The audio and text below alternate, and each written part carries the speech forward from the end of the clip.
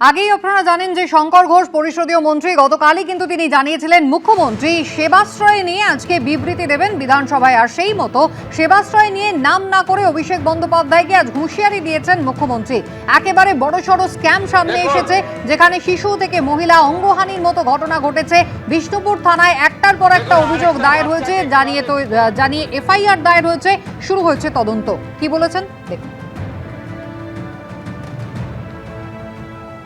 একটি বড় স্ক্যাম সামনে এসেছে, ভাইপোর সেবাশ্রয় ক্যাম্পে স্ক্যাম। ইতিমধ্যে আমাদের বিষ্ণুপুর পিএসএ একাধিক কেস আমাদের ফাইল হয়েছে, এফআইআর। এই চিটিংবাজটা দেখুন, বাচ্চাটার হাত গেছে,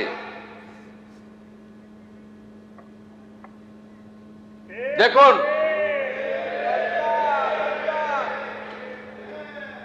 দেখুন আরেকটা বাচ্চাকে কিভাবে বিকলাঙ্গ করেছে দেখুন।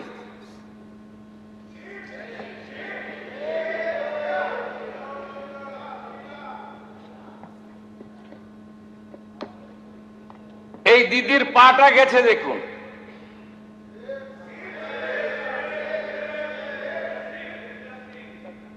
এ যেটা করেছে এই চিটিংবাজ ভাইপো,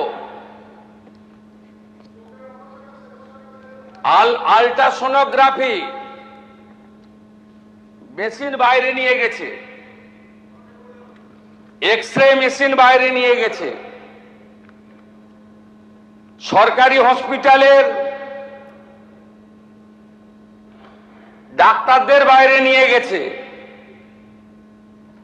মেডিকেল কলেজের স্টুডেন্ট মুখ্যমন্ত্রীকে চিঠি দিয়েছে। মেডিকেল কলেজের স্টুডেন্ট ডাক্তার হতে পারে, চিকিৎসা করতে পারে?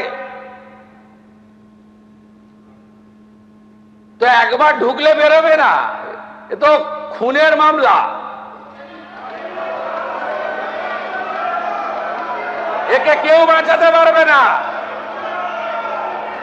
এই চিটিংবাজ ভাইপোকে কেউ বাঁচাতে পারবে না। আগে তো সবকে তুলবো, কাউকে ছাড়া হবে না, প্রত্যেকের বিরুদ্ধে কড়া পদক্ষেপ গ্রহণ করা হবে। বিধানসভায় সেবাশ্রয় নিয়ে বিবৃতি দিতে গিয়ে আজ মুখ্যমন্ত্রী এমনটাই বললেন।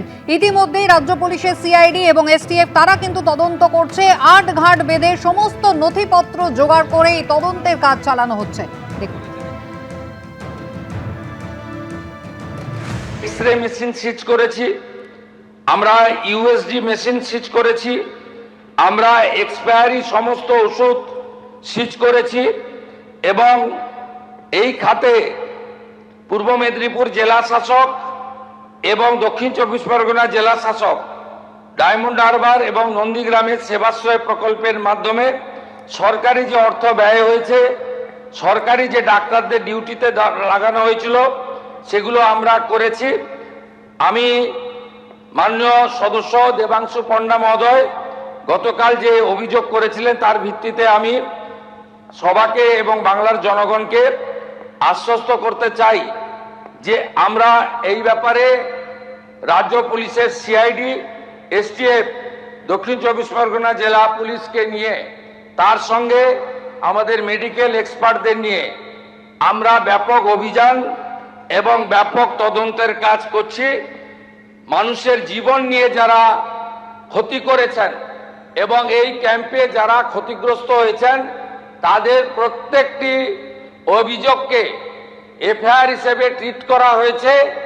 এবং আপনারা নিশ্চিন্ত থাকুন, এত বড় জঘন্য অপরাধ এই পশ্চিমবঙ্গে এই মেডিকেল ক্যাম্প নিয়ে ভাইপো করেছে, তার সাকরেতরা করেছে, তাদের একজনকেও ছাড়ার কোনো সিন নেই।